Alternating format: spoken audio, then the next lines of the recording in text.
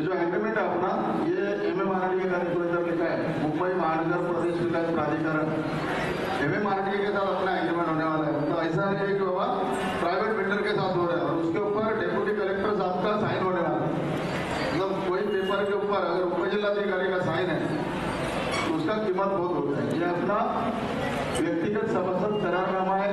ये महाराष्ट्र शासनाने पारित केलेल्या आदेशाने रमाबाई आंबेडकर नगर व कामराज नगरचा पुनर्विकास करण्याकरता झोपडपट्टी पुनर्वसन प्राधिकरण व मुंबई महानगर प्रदेश विकास प्राधिकरण यांच्याकडून संयुक्त भागीदारी तत्वावर झोपडपट्टी पुनर्वसन योजना राबवण्यात येत आहे। ये अपना डेवलपमेंट का एग्रीमेंट है जिसमें रमाबाई और कामराज का विकास होने वाले, जिस तारीख को होगा वो तारीख लिखने का इधर।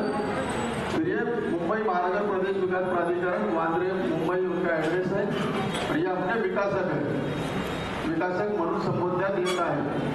ये पक्षकार नंबर 2, ये झोपड़ी क्रमांक अपना, फिर वो निवासी है क्या दुकान है, आदिवासी के घर में काम करने वाले संयुक्त, धार्मिक स्थल और सामाजिक स्थल।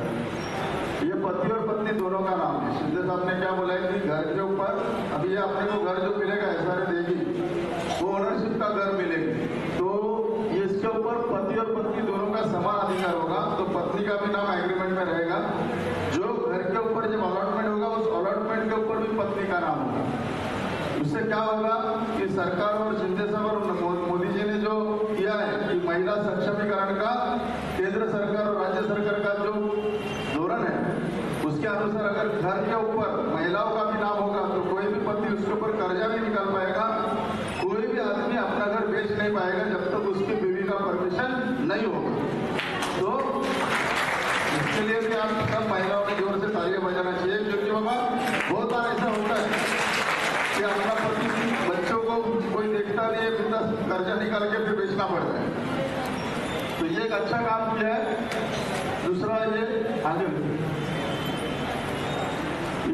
अपना GR जब निकला था महाराष्ट्र शासन ने, पहला अपना जो शासन निर्णय लिया था वो 21/9/2023 को लिया था। क्या लिया था कि झोपडपट्टी पुनर्वसन प्रयोजना अन्य महामंडळे प्राधिकरणे स्थानिक स्वराज्य संस्था यांच्यामार्फत संयुक्त भागीदारी तत्वावर राबवण्यास शासन निर्णयातील नमूद अटी शर्तीवर परवानगी दिली आहे। त्यानुसार प्राधिकरणाच्या 12/12/23 रोजी आयोजित 155व्या बैठकीत नगर भूमापन क्रमांक 194-95 मोजे घाटकोपर तालुका कुर्ला भूखंडावर झोपडपट्टी पुनर्वसन योजना प्राधिकरणाद्वारे विकासक म्हणून राबवण्याकरता मान्यता दिली आहे। त्यानंतर आपले बाबुल साहेब आलेले, त्यांच्यामध्ये संयुक्त भागीदारी करारनामा करण्यात आलेला आहे। सदर योजनेत विकासक रमाबाई आंबेडकर नगर, कामराज नगर, मौजे घाटकोपर येथील 16,500 झोपडीधारकांचे पुनर्वसन करणार आहे। सदरच्या वैयक्तिक कराराच्या अटी व शर्ती खालीलप्रमाणे आहेत। अभी अपना क्या लिखा है कि ज्या भूखंडावर मतलब अपना उपरोक्त विकासक मुंबई महानगर प्रदेश विकास प्राधिकरणाचे कार्यालय, नवीन प्रशासकीय इमारत E ब्लॉक वांद्रे कुर्ला संकुल घाटकोपर येथे आहे। नगर भूमापन क्रमांक 194/195 मोजे घाटकोपर तालुका कुर्ला मुंबई या भूखंडावर वसलेली झोपडपट्टी वसाहत येथे बृहन्मुंबई नियमावली 2034च्या 33/10च्या तरतुदीप्रमाणे रहिवाशांच्या पुनर्वसन इमारतीमध्ये रहिवाशांना प्रत्येकी 300 चौरस फुट क्षेत्रफळाचे किंवा शासनाच्या उचित धोरणानुसार मिळणारी स्वयंपूर्ण सदनिका मोजमाप व सुखसोयी या करारनाम्याच्या शेवटी जोडलेल्या परिशिष्टाप्रमाणे राहतील।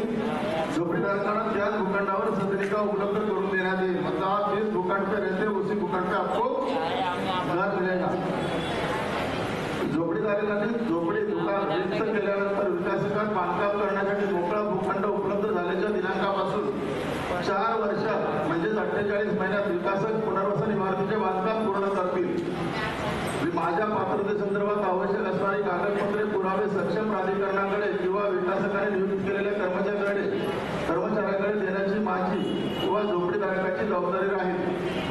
मी दिलेल्या पुरावे कागदपत्रानुसार सक्षम प्राधिकारी माझी पात्रता निश्चित करतील। पात्रतेनंतर मला झोपडीधारकांना पुनर्वसन सदनिका मिळेल। सदर योजनेतील कामराजनगर रमाबाई आंबेडकर नगरमधील रहिवाशांचे पुनर्वसन ते राहत असलेल्या विभागातच करून देण्यात येईल। इस एग्रीमेंट में क्लियर कट लिखा है कि रमाबाई आणि कामराज नगर मध्ये राहत असलेल्या रहिवाशांचे पुनर्वसन ते राहत असलेल्या आपल्या विभागातच करून देण्यात येईल. पूर्व मुक्त महामार्गामुळे बाधित झोपडीधारकांना याच पुनर्वसन प्रकल्पात रमाबाई आंबेडकर नगर व कामराजनगर येथेच पुनर्वसन केले जाईल. सरकारी कार्यालयास किंवा झोपडपट्टी पुनर्वसन प्राधिकरण महानगरपालिका कार्यालयात पुनर्वसनाच्या कामाकरता भरण्यात येणारी सर्व रक्कम विकासक नियमाप्रमाणे स्वतः भरतील व त्याकरता रहिवाशांकडून मागणी केली जाणार नाही. मतलब जो अपना सशुल्क है 40,000 वो डेवलपर भरेंगे, फिर सशुल्क है वो 2,50,000 वो भी डेवलपर भरेंगे, और दूसरा 40,000 जो ट्रांसफर फी है वो भी डेवलपर भरेंगे. वो आपको भरने का जरूरत नहीं है. जब ये आप एग्रीमेंट करेंगे, अगर कोई भी आपको पैसा मांगता है एसआरए का ऑफिसर, तो आप ये एग्रीमेंट दिखाएंगे कि MMRDA ने हमको एग्रीमेंट करके दिया है, स्टाम्प सिक्का मार के रजिस्टर करके दिया है, नोटरी रजिस्टर करके, कि आप ये जो पैसा आहे पुनर्वसनासाठी लागणारी सगळी रक्कम विकासक भरेल. त्यामुळे हे ॲग्रीमेंट केला तर आपल्या लोकांना ते वाचवायला येईल. आता जे पण आपल्या इकडे stamp fee, registration fee, architect fee, वकील फी, बांधकामाचा संपूर्ण खर्च स्वतः विकासक करतील. प्रत्येक रहिवाशांकरता विकासकाने भरावे लागणारे 40,000 रुपये प्राधिकरण स्वतः भरेल. रहिवाशांच्या नव्या इमारतीत राहावयास गेल्यानंतर किमान 5 वर्षापर्यंत ते आपले घर, दुकान किंवा सदनिका कोणालाही विकू शकणार नाहीत किंवा भाड्याने देता येणार नाहीत किंवा विल्हेवाट लावता येणार नाही, हस्तांतरित करता येणार नाही, याची जाणीव त्यांना आहे व ते बंधनकारक आहे. आता 5 साल अपना घर अपन बेच नहीं सकते. जब घर मिलेगा तो 5 साल भाड़े पे भी नहीं दे सकते और बेच भी नहीं सकते. बराबर है, ऐसा कानून है, आप लोग को भी पता है. लेकिन फिर भी लोग बेचते भी और भाड़े पे भी देते हैं. लेकिन अगर कोई कंप्लेंट किया तो उसके ऊपर कार्रवाई हो सकती है. तो ये आप लोग को सबको पता है. 3 घर है मेरा. बाकी पुनर्वसन योजनेकरता विकासक ज्या आर्किटेक्टची नेमणूक करतील ते आम्हाला मान्य आहे. इमारतीचे बांधकाम सुरू असताना विकासकांच्या सिक्युरिटी गार्ड व इतर मजूर वर्गात बांधकामात गुंतलेल्या नोकर वर्गाला रहिवाशांकडून कुठलाही त्रास दिला जाणार नाही. रहिवासी सोसायटी या कामात सर्वतोपरी सहकार्य करतील, कायदा सुव्यवस्था कायम राहील याची दक्षता घेतील. कुठल्याही प्रकारच्या नैसर्गिक आपत्ती, देशातील आपत्कालीन परिस्थितीमुळे जर इमारतीचे बांधकाम झाले नाही, वेळेवर झाले नाही, तर रहिवासी योग्य त्या कालावधीची मुदतवाढ देतील. मतलब अगर कोरोना जैसा 2 महीना काम ही बंद हो गया था कोरोना में, तो 2 महीना अगर बिल्डिंग का काम बंद हो गया, ऐसा कोरोना जैसा बीमारी आ गया, लड़ाई हो गया, आपातकालीन स्थिति आ गई, तो जिस टाइम के लिए काम बंद हो गया उतना टाइम अपने को 4 साल में बढ़ा के देना पड़ेगा. रहिवासी सध्या राहत असलेल्या झोपडीचे इलेक्ट्रिक बिल, पाणी बिल, झोपडीचा गाळ्याचा रिक्त ताबा विकासकास देईपर्यंत झोपडीधारक स्वतः भरतील. तो अपने को जब भी घर भाड़ा लेके खाली करके देना है, उसका जो भी लाइट बिल होगा, पानी का बिल, वो पूरा अपने को भर के देना है. बराबर है. नहीं तो लाइट बिल नहीं भरेंगे तो अपने ऊपर आगे चालू रहेगा. और जब अपना घर मिलता है तो वापिस आदानी वाला उसको अपने घर के ऊपर, नाम के ऊपर वो चढ़ा देगा. तो ऐसा नहीं है कि आप अभी नहीं भरोगे, बोले 10,000 मैंने नहीं भर दिया, वो 10,000 का 4 साल के बाद, 2 साल के बाद 25,000 बन के आएगा, ब्याज के साथ वसूल है. इसके लिए पहले अपन भर दिया, खाली कर दिया, घर का जो भी है भाड़ा आया, बिल भर दिया, बिल कट, जीरो बिल करके, जीरो बैलेंस करके अपना लाइट बिल कट करवाना. ठीक है. रहिवाशांची इमारत उत्तम साहित्य वापरून बांधण्यात येईल. पुनर्वसन इमारतीत भोगवटा प्रमाणपत्र प्राप्त झाल्यानंतर झोपडपट्टी पुनर्वसन प्राधिकरणामार्फत लॉटरी पद्धतीने निवासी सदनिका वाटप करण्यात येईल.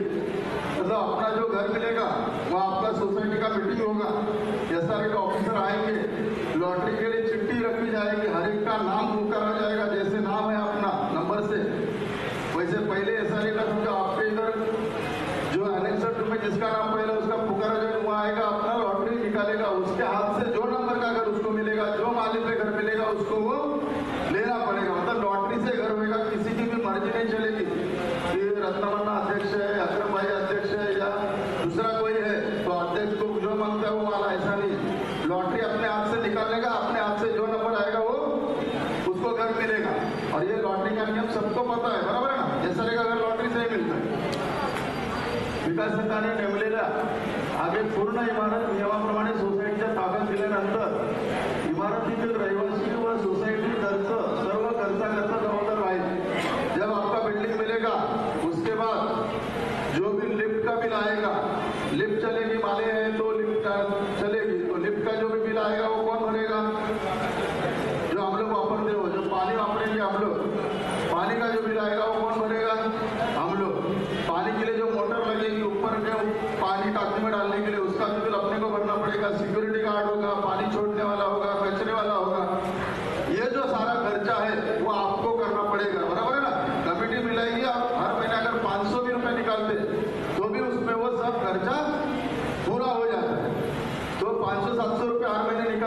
बड़ी बात है क्या? जब अपने को अच्छा घर मिल रहा है, लिफ्ट जाने आने के लिए मिल रहा है, आगे पैसे, घर में टॉयलेट, बाथरूम, बेडरूम अलग, सब गार्डन ब्रिडन सब मिल रहा है, तो 500-700 कोई बड़ी बात नहीं है। आज हम लोग अपना झोपड़ा है, हर 4 साल 5 साल के बाद डबल बनाते, तोड़ते, फिर बनाते, तो हर 4-5 साल के बाद अपने को कितना खर्चा आता है? कम से कम 3 लाख तो आता है, 3 से 4 लाख रुपए आता है। मतलब 4 साल में 3 लाख आ गया, तो 1 साल में कितना आया? 75,000 रुपये आ गया, बराबर है? तो 1 साल में अगर 75,000 आ गया तो फिर 1 महीने का कितना आया? लगभग 5 से 6,000 रुपये आता है। मतलब आज अपन झोपड़पट्टी में रहकर भी हमको महीने का 6 से 7,000 रुपये खर्चा, वो जब हम लोग 5 साल के बाद अगर डबल भी करते, रिटर्न भी करते, 3 लाख भी खर्चा करते, तो भी अगर महीने का हिसाब लगाएंगे तो अपने को कितना पड़ रहा है? 5-6 हजार रुपये पड़ रहा है। अगर अपन 3 लाख खर्चा कर रहे हैं, अगर 4-5 साल के बाद घर दुरुस्ती में फिर मट्टी बढ़ा रहे हैं, ऊपर कर रहे हैं, और बिल्डिंग में जाने का अपने को अगर हर महीने का 600 रुपये मिल रहा है, तो 6,000 ज्यादा है कि 600 रुपये ज्यादा है? 600 रुपये कम है ना? तो फिर अपने को बिल्डिंग में रह के अपना मेंटेनेंस 600 रुपये होगा, लेकिन झोपड़े में रह के आज अपना मेंटेनेंस कितना है? 6,000 रुपये मेंटेनेंस है कम से कम। तो इसीलिए आपका डेवलपमेंट है, और उसमें भी सुविधा कुछ नहीं, बरोबर? आगे विकासकांनी नेमलेल्या मजूर नोकर वर्ग यांना पगार व मोबदला बांधकामासाठीची मशिनरी, इमारती, साहित्याची किंमत, प्रोफेशनल फी वगैरे दत्ता विकासक स्वतः जबाबदार राहील व उपरोक्त सर्व खर्च करतील। इमारत बांधताना कोणत्याही प्रकारच्या अपघातापासून होणाऱ्या नुकसान भरपाईची मागणी किंवा परिणामाकरता विकासक जबाबदार राहतील, फक्त विकासक जबाबदार राहतील। मतलब कुछ भी अगर एक्सीडेंट वगैरह होता है तो सिर्फ डेवलपर ही जिम्मेदार होगा, उसकी जिम्मेदारी किसी और की नहीं होगी। पुनर्वसन इमारती व्यतिरिक्त विकासक या विभागात असलेल्या शाळा, धार्मिक स्थळे, मंदिर, मस्जिद, चर्च, बुद्धविहार इत्यादि त्याच विभागात नियमानुसार बांधून देतील। आता अपने इधर अगर गली में कोई मंदिर है, कोई चर्च है, बुद्धविहार है, मस्जिद है, तो वो उधर का उधर, जिसके एरिया में उधर का उधर ही बांध के देंगे। किसी एरिया में शाला है तो उनके एरिया में शाला, स्कूल भी बांध के, जिधर है उधर बांध के देंगे।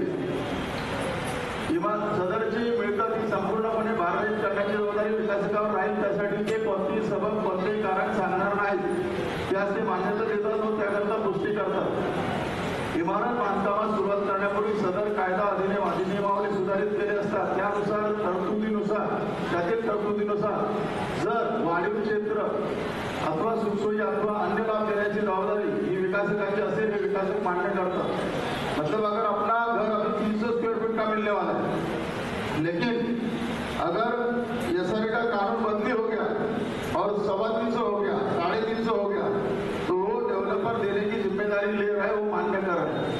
और अगर कोई और उसमें सुविधा भी मान्य हो गई, वो भी देने की अपने को लिखित गारंटी दे रहे, लिख के एग्रीमेंट में दे रहा है कि अगर एरिया बढ़ेगा तो आपको एरिया भी बढ़ा के दे देंगे। नगर भूमापन क्रमांक 194-95 घाटकोपर पूर्व तालुका पूर्णा। तो ये पूरा इसका मतलब क्या है कि कागजपत्र की पूर्तता करने, कागजपत्र स्वीकार, अपना जो भी काम है, अपने बिल्डर डेवलपर कौन है? MMRDA।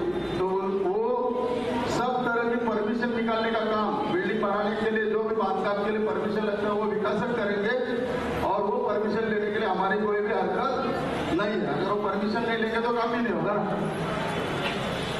सदर योजनेत झोपडीधारकांना नियमानुसार खुली जागा, उद्याने, खेळाचे मैदान उपलब्ध होण्याच्या दृष्टिकोनातून विकासक नियोजन करतील। जैसे अपने प्लान में लिखा है कि गार्डन बिल्डर है, खेलने के लड़के लोग को उद्यान भी है। झोपडपट्टी पुनर्वसन प्राधिकरणाकडील पात्रतेची कारवाई झाल्यानंतर माझे झोपडे रिक्त करण्यावर सूचना दिल्यापासून मी प्राधिकरणाकडून देण्यात येणारे संक्रमण निवास, मतलब ट्रांजिट कॅम्प, रहिवासी भाड़े 15,000 प्रतिमाह दराने, घर के लिए 15,000 हर महीने के हिसाब से, और हाईवे के बाजू में जो दुकान है उसका 35,000 के हिसाब से, और कामराज नगर का जो रोड है उसके ऊपर जो दुकान है उसका 30,000 रुपए के महीने के हिसाब से, और चाल के अंदर जो दुकान है उसको 25,000 रुपए महीने के हिसाब से भाड़ा मिलेगा, और 2 साल का भाड़ा अपने को मिल रहा है। और जब तक स्कीम चालू है, प्रकल्प पूर्ण होईपर्यंत भाड़े लागू रहेल। मतलब जब तक पूरा नहीं होता है, आपको घर नहीं मिलता है, तब तक आपको भाड़ा देगा। ये अपने को लिखित एग्रीमेंट में भी दिया हुआ।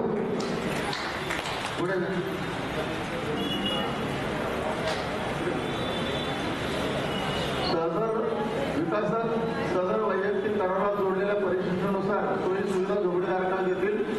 मुंबई विकास नियंत्रण प्रोत्साहन नियमावली मधील 34 मधील तरतुदीनुसार पुनर्वसन इमारतीमध्ये आवश्यक तेवढ्या सोयी सुविधा उद्यान सोसायटी कार्यालय बालवाडी इत्यादीची तरतूद करतील।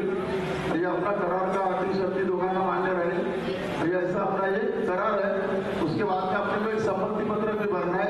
पुढे सम्मति पत्र क्या पुढे ये अपने को जो देने वाले वो चीज है।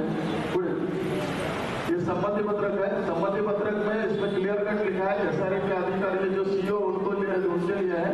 ये विषय ज्या नगर भूमापन क्रमांक 194 भाग 195 भाग मौजे घाटकोपर तालुका कुर्ला मुंबई रमाबाई आंबेडकर नगर और कामराजनगर परिसरातील झोपडपट्टी पुनर्वसन प्रकल्पाबाबत इसमें श्रीमती दोनों का नाम लिखना है और अपने संमती खालील अटींवर देत आहे। मी स्वतः पूर्णपणे संमती देतो की आमच्या इथे पुनर्विकास योजनेसाठी नेमलेल्या मुंबई महानगर प्रदेश विकास प्राधिकरण मतलब MMRDA उसका ऑफिस का पत्ता वांद्रे मुंबई यांना विकासक म्हणून मान्य केले आहे। वरील विकासक स्वयंपूर्ण निवासी सदनिकेतील 384 फूट क्षेत्र किंवा शासनाच्या उचित धोरणानुसार विनामूल्य जागेवर आम्हाला बांधून देणार आहे। मतलब 300 स्क्वायर फीट का घर अपने को मुफ्त एसआरए का MMRDA अपने को बांध के देने वाली है। मी असे लिहून देतो की वरील जमिनीवर विकास योजनेपर्यंत काम होईपर्यंत विकासकाने विभागात दिलेल्या पर्यायी हंगामी निवास व्यवस्थेमध्ये राहण्यास तयार आहे। मतलब अपना जो विकासक है जिसको ट्रांजिट कैंप चाहिए वो ट्रांजिट कैंप में हम लोग रहने को तैयार है। पर्यायी हंगामी निवास व्यवस्था मतलब क्या है? ट्रांजिट कैंप टेम्पररी पर्यायी मतलब टेम्पररी निवास स्थान वो देने को तैयार है और आप लोग भी रहने को तैयार है। ऐसे जो भी ट्रांजिट में जाने वाले हैं उन लोग के लिए है। और बाद में उससे लिख के लिया है की मला जेव्हा आम्हाला विकासक मला नवीन जागेवरील सदनिकाचा ताबा दिल्यानंतर मी विकासकाने दिलेली पर्यायी हंगामी व्यवस्था कोणताही अडथळा न आणता रिकामी करून देईल। मतलब कैसा है कि जो ट्रांजिट कैंप अगर बिल्डर का होता है तो बिल्डर दादागिरी करके निकाल के लेता है, लेकिन गवर्नमेंट का होता है तो ट्रांजिट कैंप में लोग क्या करते हैं? घर मिला तो अपने बच्चों को बोलते तू रहे उधर बीवी बच्चे के साथ, मैं ट्रांजिट में रहता हूँ। तो गवर्नमेंट का जल्दी खाली करने को तैयार नहीं होते। इसलिए सम्मति पत्रक लिखा है कि इसके अंदर जब भी आपको घर मिलेगा तो ट्रांजिट जिसको चाहिए उसको ट्रांजिट मिला है तो वो ट्रांजिट खाली करके देना पड़ेगा। उसके लिए मैं तैयार हूँ। ऐसा ये सम्मति पत्रक है। इसके ऊपर अपना पति पत्नी की सही है। ये ऐसा अपना ये एग्रीमेंट है। ये आपको अभी पूरा पढ़ के बताया है। और जब भी आप एग्रीमेंट करो तो जल्दी से जल्दी आप सब लोग अपना एग्रीमेंट करो। बहुत सारे लोगों ने एग्रीमेंट किया हुआ है। यह 19 में लगभग 1200-1300 एग्रीमेंट आज तक हो चुके हैं। कुछ एग्रीमेंट साहब के पास गए हैं, कुछ एग्रीमेंट नोटरी करने के लिए गए। आज साहब देखो उधर एग्रीमेंट के ऊपर साइन कर रहे हैं। आज हर एग्रीमेंट के ऊपर डेप्यूटी कलेक्टर का साइन है। अगर बिल्डर का साइन, बिल्डर का एग्रीमेंट पे किसका साइन होता है? बिल्डर का। मतलब वो बिल्डर का एग्रीमेंट कल वो पलटी भी मार सकता है। लेकिन कोई उपजिल्लाधिकारी सरकार का प्रतिनिधि है मतलब सरकार का साइन है और सरकारी अधिकारी का साइन हो तो सरकार कभी पलटी मार नहीं सकती। आज हम लोग सब लकी है कि हमारे साथ गवर्नमेंट का डायरेक्ट एग्रीमेंट हो रहा है। मुझे लगता है आज तक कोई भी ऐसा स्कीम में गवर्नमेंट ने डायरेक्ट एग्रीमेंट किया। जब अपने को खुद गवर्नमेंट जो देने वाली है वही एग्रीमेंट कर रही है। बिल्डर क्या करता है? एसआरए में ही जाता है ना, बिल्डर सरकार के पास ही जाता है। लेकिन इधर सरकार खुद अपने पास आई है तो हम लोग बिल्डर से भी बड़े हुए। आज बिल्डर को हम लोग ने धक्के मार के निकाल भी दिया। तो 20-20 साल काम नहीं करेगा वो और 20 साल इंतजार करेगा तो भी काम नहीं करेगा। तो आज हमारे बच्चे बड़े हो गए और उस बिल्डर के लिए और 20 साल मतलब उसके बच्चे भी बड़े हो जाएंगे। इतने तो हम लोग रुकने के लिए तैयार नहीं है। इसलिए अपने को ये काम जल्दी से जल्दी पूरा करना है। तो सबसे पहला स्टेप है एग्रीमेंट करो। जुलाई के हिसाब से आईओडी आ जाएगा 10-15 दिन में। काम शुरू करने का अपने को अक्टूबर में, तो अपने को घर खाली करना पड़ेगा सितंबर में। भाड़ा आया, भाड़ा आने के बाद 10-15 दिन में खाली करने का बोलेंगे।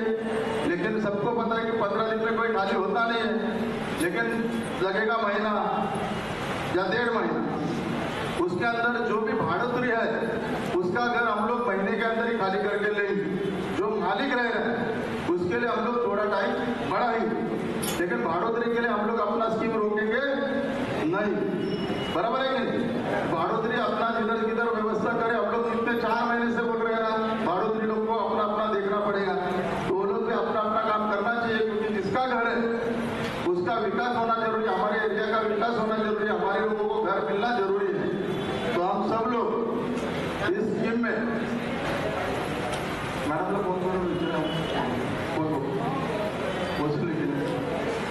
हम सब लोग इस प्रोजेक्ट में जैसे आज और पहले भी आए उसी तरह शामिल होकर जल्दी से जल्दी इस काम को पूरा करेंगे और अपने बच्चों के लिए ये प्रोजेक्ट में घर दिलाएंगे, ऐसा बोलता हूँ। तो मैडम की तरफ कुछ वो देखता हूँ, बहुत टाइम लगा दिया इस बारे में। हाँ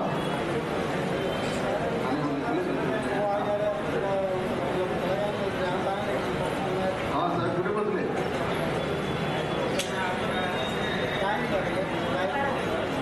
आता मीटिंग बंद करू का आम्ही काय निघाले तुम्ही 5-6 वाजता निघणार, 6 वाजता आणि तुम्ही पोहोचणार कधी? तुम्हाला मीटिंगचा टाइम किती आहे? 5 वाजता जाऊ, 5 ला पोहोचण्यासाठी 6 ला तरी पोहोचले पाहिजे तुम्ही. लोक किती वेळ वाट बघणार तुमची? हा अजून अर्धा आणि 1 तास म्हणजे काय? वाजले किती आहेत तुमच्या गाडीला? पब्लिक पण थांबणार, किती वेळ थांबणार?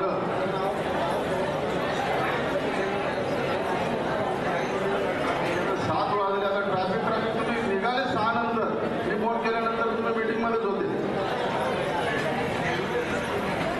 निघाले हे चांगले आहे ना, असं हजारो लोक तुमची वाट बघत बसणार आणि तुम्ही तिथे थांबणार. आम्ही त्या लोकांना आता थांबून ठेवलं, 3-4 वेळा मी भाषण केलं, सांगितलं, साहेबांचं भाषण झालं डेप्युटी कलेक्टरचं. तुम्ही काय आम्ही एकटा माणूस थांबू शकतो, तुम्ही आम्हाला थांबवलं नाही, आम्ही थांबू शकतो. पण पब्लिकला एवढा कसं थांबवायचं?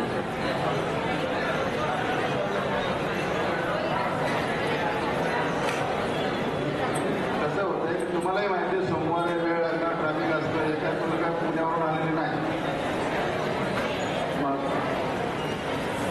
तुम्हाला अर्धा तास लागणार. आता बघ तुम्ही किती लोक रात्री एवढे थांबून ठेवतो, काय मजा नाही. असं पुढच्या वेळेस असं करू नका.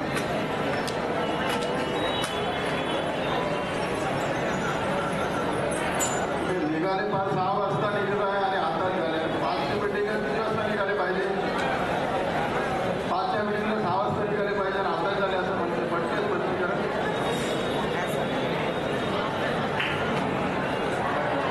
टायमात निघायला पाहिजे ना.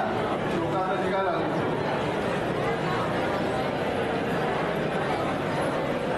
आता सर्व लोकांनी ज्यांना काम असेल त्यांनी जावं, बाकीच्यांनी थांबावं. त्या लोकांना जर स्पष्ट आपण सांगितलेलं आहे. तेव्हा तुम्ही लेट झाले, पण तुम्ही अधिकारी जरी असले तरी प्रत्येकाने आपला टाइम टेबल पाळलाच पाहिजे. आज मी पण माझी मीटिंग होती, ती सोडून आलो. जाऊन बोललं नाही, 5 वाजता तरी आपण पोहोचलं पाहिजे. हे असा चुकीचा प्रकार आहे, कारण लोक आपले काम धंदेवाले असतात. 4-3 वाजल्यापासून